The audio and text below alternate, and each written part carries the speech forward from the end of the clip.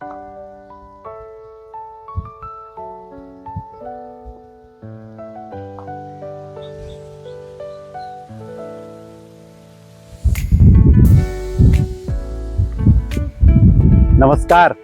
सामका आयुर्वेद योग व wellness centre Godhni bypass Yavatmal येथून आपल्या सर्वांचं स्वागत करतोय.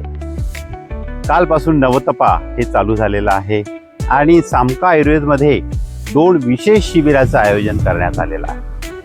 पहिलं शिबिर म्हणजे उष्माघातापासून वेगवेगळे जे विकार होत आहेत, बर्निंग सेन्सेशन, दाह, किडनीवर वेगवेगळे इफेक्ट होत आहेत, ह्या सर्व होऊ नये त्यासाठी विशेष लेप आपण शरीरामध्ये लावत आहे. यामध्ये कोरफड, गुळवेल, वासा, वाळा, मट्टीपट्टीमध्ये आपण मुलतानी मिठी, या सर्व याचा लेप आपण शरीरावर लावत आहे. त्यामुळे त्या शरीराची उष्णता, दाह कमी होतोच आणि उष्माघातापासून ते जे विकार आहेत, सनस्ट्रोक पासून तर इमर्जन्सी कंडिशन हे होतच नाही. म्हणून या शिबिराचा आपण सर्व जनतेने लाभ घ्यावा. दुसरं शिबिर हे महत्त्वाचं म्हणजे हृदयरोग होऊच नाही. आयुर्वेदात याला प्राऊड काळ म्हटलेला आहे. जसं उन्हाळा संपून पावसाळा लागतो, हा जो मधला काळ आहे यामध्ये हृदयरोग होण्याचं प्रमाण जास्त असतं.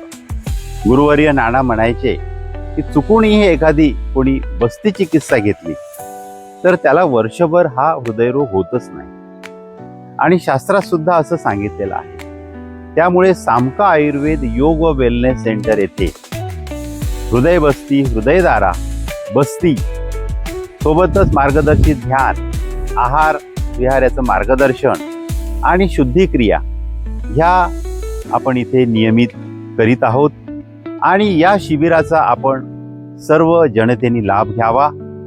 कारण आपल्याला माहीत आहे की आज कमी वयामध्ये आपल्याला हृदयरोग होण्याचा धोका जास्त संभवतो. अनेकांच्या मनात असं राहतं की आपले चेस्ट पेन होत आहे म्हणजे आपल्याला हृदयरोग आहे का.